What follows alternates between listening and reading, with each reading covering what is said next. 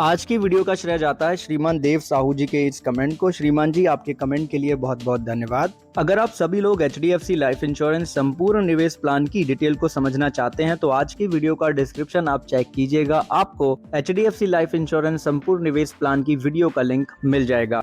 और इसी के साथ आप हमें कमेंट सेक्शन में बताइएगा कि आप अगली वीडियो किस प्लान से संबंधित चाहते हैं, या आपको कोई सुझाव है या कोई फीडबैक है तो बिल्कुल कमेंट सेक्शन में आप लिख सकते हैं, क्योंकि चैनल पे प्रत्येक वीडियो आप ही लोगों के प्रश्न सुझाव कमेंट के अनुसार आती है। यहाँ तक कि व्हाट्सएप पे भी आपकी पर्सनल क्वेरीज का टाइम देख करके आपको उत्तर जरूर दिया जाता है। फिर भी आप लोग वीडियो देखते हैं लेकिन चैनल को सब्सक्राइब नहीं करते हैं, प्लीज सब्सक्राइब कर लीजिए, बिल्कुल फ्री है ये, राइट। हेलो एवरीवन, बहुत बहुत स्वागत है आप सभी का। आप देख रहे हैं यू द रियल, मैं हूँ आपका अपना निजी सलाहकार अमित राज शर्मा। आज की वीडियो में हम HDFC life insurance company limited के प्रो ग्रोथ प्लस प्लान की डिटेल को समझेंगे। HDFC life pro growth plus plan एक unit link non participating life insurance plan है। सिंपल शब्दों में समझें, हम यहाँ पे प्रीमियम इंश्योरेंस कंपनी को पे करेंगे और फंड चुनेंगे। अब हम जो फंड चुनेंगे, इंश्योरेंस कंपनी उस फंड के माध्यम से हमारा द्वारा पे की गई प्रीमियम को मार्केट में इन्वेस्ट करेगी, और जैसे ही पॉलिसी टर्म कंप्लीट हो जाएगा तो जो भी at the end of the term यानी कि मैच्योरिटी पे जो फंड वैल्यू होगा वो हमें एज ए मैच्योरिटी बेनिफिट दे दिया जाएगा, जिसे हम लमसम भी ले सकते हैं या 5 साल के किस्तों में भी ले सकते हैं।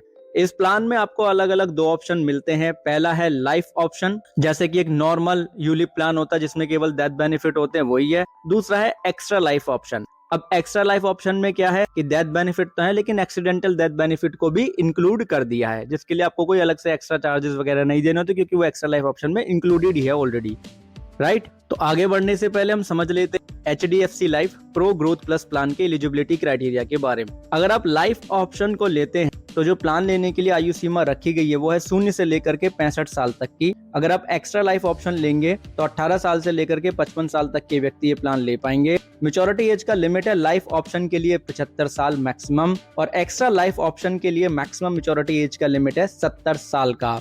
पॉलिसी टर्म आपको 10 साल से लेकर के 30 साल तक का मिल जाता है। बात आती है प्रीमियम पेमेंट टर्म की, तो उसके 2 ऑप्शन आपको मिल जाते हैं। पहला है रेगुलर पे, यानी कि जितने साल का पॉलिसी टर्म उतने साल लगातार प्रीमियम पे करेंगे। दूसरा है 5 साल, 7 साल, 10 साल और 12 साल अंडर द लिमिटेड पे। मिनिमम प्रीमियम का जो लिमिट है सालाना वो है 24,000 रुपए का। अगर आप हाफ ईयरली यानी कि छमाही प्रीमियम पे करना चाहेंगे तो हाफ ईयरली मिनिमम प्रीमियम का लिमिट है 10,000 रुपए। तिमाही यानी कि क्वार्टरली मिनिमम प्रीमियम का लिमिट है 7,500 रुपए। लेकिन अगर आप मासिक किस्तों में प्रीमियम पे करना चाहते हैं तो उसका मिनिमम लिमिट है 2,500 रुपए का। और मासिक मोड आपको जब भी मिलता है जब आप ऑटो डेबिट मोड पे प्रीमियम पे करते हैं, ठीक है जी। अब यहाँ पे बात आती है लाइफ कवर की, तो मिनिमम लाइफ कवर है आपके सालाना प्रीमियम का 10 गुना अगर प्लान लेते वक्त आपकी आयु 45 साल से कम है तो, राइट। इससे ज्यादा भी आप ले सकते हैं लेकिन मिनिमम इतना मिलता ही है। अगर आपकी आयु प्लान लेते वक्त 45 साल की है उससे ज्यादा है तो सालाना प्रीमियम का 7 गुना तक आपको लाइफ कवर मिल जाएगा, या कहीं कि सम अश्योर्ड मिल जाएगा, ठीक है जी। अब देखिए इस प्लान के अंदर ना हमें अलग अलग 10 फंड के ऑप्शन मिलते हैं, तो हम यहाँ पे जानेंगे 1 by 1 HDFC life pro growth plus plan के फंड ऑप्शन के बारे में। पहला है इक्विटी प्लस फंड, जिसका NAV है 24.6323। यह फंड 24 जून 2014 से अवेलेबल है और ये वेरी हाई रिस्क कैटेगरी का फंड है, क्योंकि ये इक्विटी बेस्ड फंड है। यहाँ पे हाई रिस्क हाई रिवॉर्ड होता है। पिछले 5 सालों के अंदर इस फंड का जो रेट ऑफ इंटरेस्ट रहा है, जिसे आप लोग कहते हैं रेट ऑफ इंटरेस्ट, हम बोलते हैं रेट ऑफ रिटर्न, वो 15.77% का रहा है। 24 जून 2014 से लेके अब तक का जो एवरेज रेट ऑफ रिटर्न यहाँ पे दिखाया गया है वो है 11.73% का, राइट। यानी कि सिंस द इंसेप्शन, शुरुआत से लेके अभी तक का। बेंचमार्क यहाँ पे निफ्टी 50 को टारगेट करता है ये। दूसरा है डाइवर्सिफाइड इक्विटी फंड, जिसका NAV है 36 रुपए 55 पैसे से कुछ ज्यादा, जिसे लिखा गया 36.5521। डेट ऑफ इंसेप्शन है 1 जुलाई 2014। पिछले 5 सालों में 16.71% की दर से जो एवरेज रेट रिटर्न है पिछले 5 साल का वो आपकी स्क्रीन के ऊपर है, जो कि 16.71% है। और 1 जुलाई 2014 से लेके अब तक का जो रेट ऑफ रिटर्न है यहाँ पे वो 14.11% का है। और ये भी वेरी हाई रिस्क कैटेगरी का ही फंड है, क्योंकि इक्विटी बेस्ड ये यहाँ पे फंड है। बेंचमार्क यहाँ पे BSE 100 यानी कि बॉम्बे स्टॉक एक्सचेंज में जो टॉप 100 फंड्स हैं यानी कि जो स्टॉक्स हैं वो। तीसरा है ब्लू चिप फंड, जिसका NAV 45.4572 रुपए है। डेट ऑफ इंसेप्शन 5 जनवरी 2010 है। पिछले 5 सालों में ब्लू चिप फंड ने 15.64% का रिटर्न दिया, जो एवरेज रेट ऑफ रिटर्न है 5 सालों का।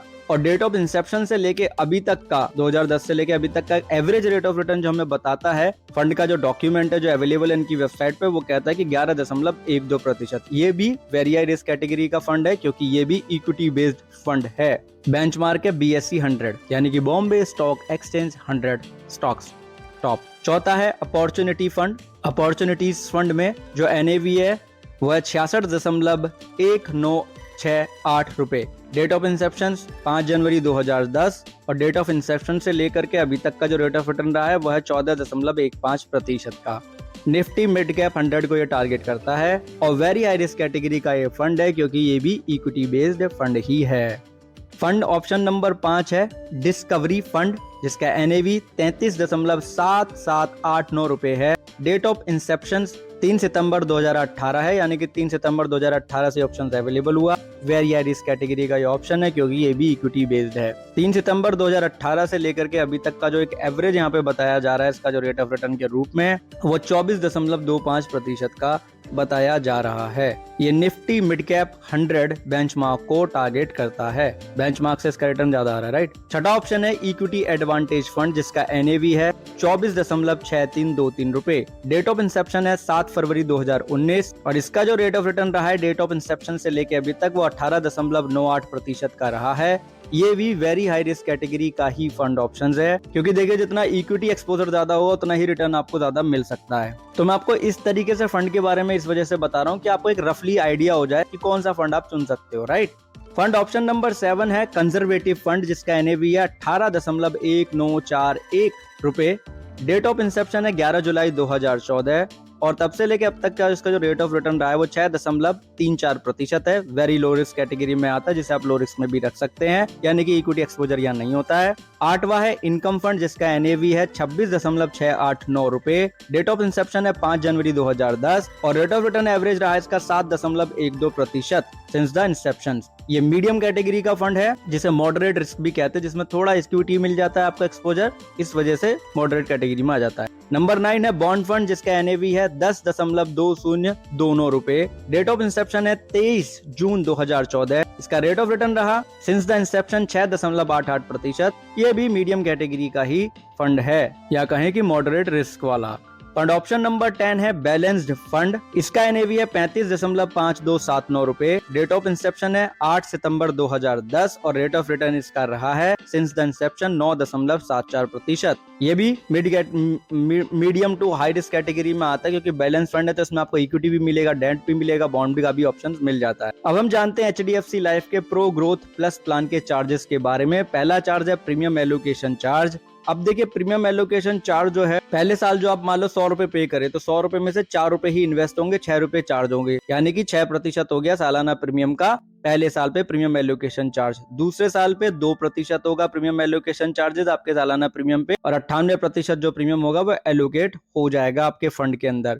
तीसरे साल से आपको प्रीमियम एलोकेशन चार्ज यहाँ पे नहीं लग रहा है, 100% आपका प्रीमियम इन्वेस्ट होना चालू हो जाएगा आपके द्वारा चुने गए फंड में। बात आती है फंड मैनेजमेंट चार्जेस की, तो वो आपके फंड वैल्यू का 1.35% है सालाना। लेकिन अगर आप पॉलिसी को डिसकंटिन्यू करते हैं तो ऐसे में डिसकंटिन्यूस फंड पे 0.50% policy discontinue fund management charge लग जाता है। ठीक है जी। अब नेक्स्ट जो चार्ज है वो है पॉलिसी एडमिनिस्ट्रेशन चार्ज, जो कि पहले शुरुआत के जो पहले 5 साल होंगे वो किस तरीके से यहाँ पे बताया गया है कि जो हमारा सालाना प्रीमियम है उसका एक निश्चित प्रतिशत हर महीने यहाँ पे लगेगा। यानी कि पहले 5 साल में अगर हम सालाना प्रीमियम पे कर रहे हैं तो उसका 0.42% हर महीने लगेगा। अगर हम सालाना प्रीमियम नहीं पे कर रहे हैं, अदर कोई मोड चुना है, तो हमारे प्रीमियम का 0.35% हमें पॉलिसी एडमिनिस्ट्रेशन चार्ज लगेगा। पॉलिसी के 6ठे साल से लेकर 10वें साल तक 0.83% प्रीमियम का हमारा पॉलिसी एडमिनिस्ट्रेशन चार्ज लगेगा, चाहे मोड ऑफ प्रीमियम कोई भी हो। 11वें साल से लेकर 15वें साल तक पॉलिसी एडमिनिस्ट्रेशन चार्ज नहीं है, फिर 16वें साल से लगातार लगेगा 0.83% पॉलिसी एडमिनिस्ट्रेशन चार्ज। और देखिए यूलिप प्लान है तो आपको पता ही है कि मोर्टेलिटी चार्ज तो लगने ही वाला, जो आपकी एज, हेल्थ, जेंडर के ऊपर डिपेंड करता है और कवर कितना है, राइट। पॉलिसी डिसकंटिन्यू चार्ज लगता है 1000 रुपए से लेकर 6000 रुपए तक, निर्भर करेगा कौन से साल पे आप डिसकंटिन्यू कर रहे हो और आपका प्रीमियम कितना था।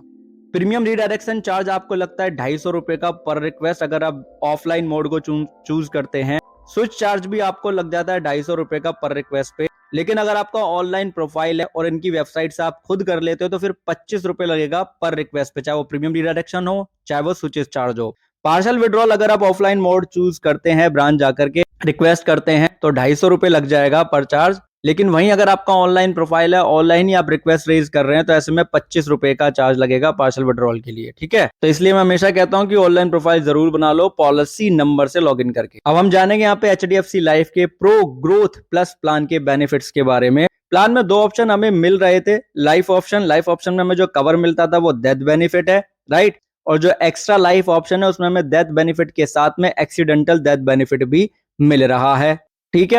अब यहाँ पे इसके साथ में देखिए, आपको पता है कि ये यूलिप प्लान है।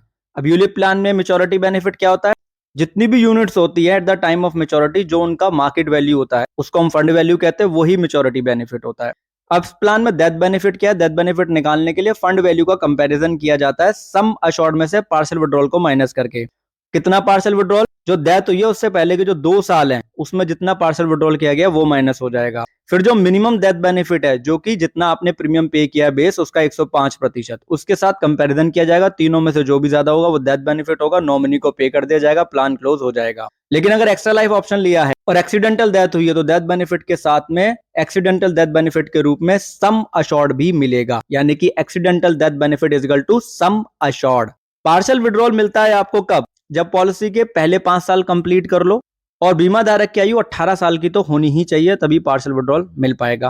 मिनिमम पार्शियल विड्रॉल का लिमिट है 10,000 रुपए का, राइट। और जब आप पार्शियल विड्रॉल कर लें तो उसके बाद जो फंड बैलेंस है, वो जो 1 साल का आपका बेस प्रीमियम है उसका 150% तो रहना ही चाहिए, क्योंकि जो मैक्सिमम पार्शियल विड्रॉल का लिमिट है through out the policy term, जो आप अपना 1 साल का प्रीमियम पे करते हैं ना, उसका 300% तक आप पार्शियल विड्रॉल कर पाएंगे मैक्सिमम, ठीक है जी।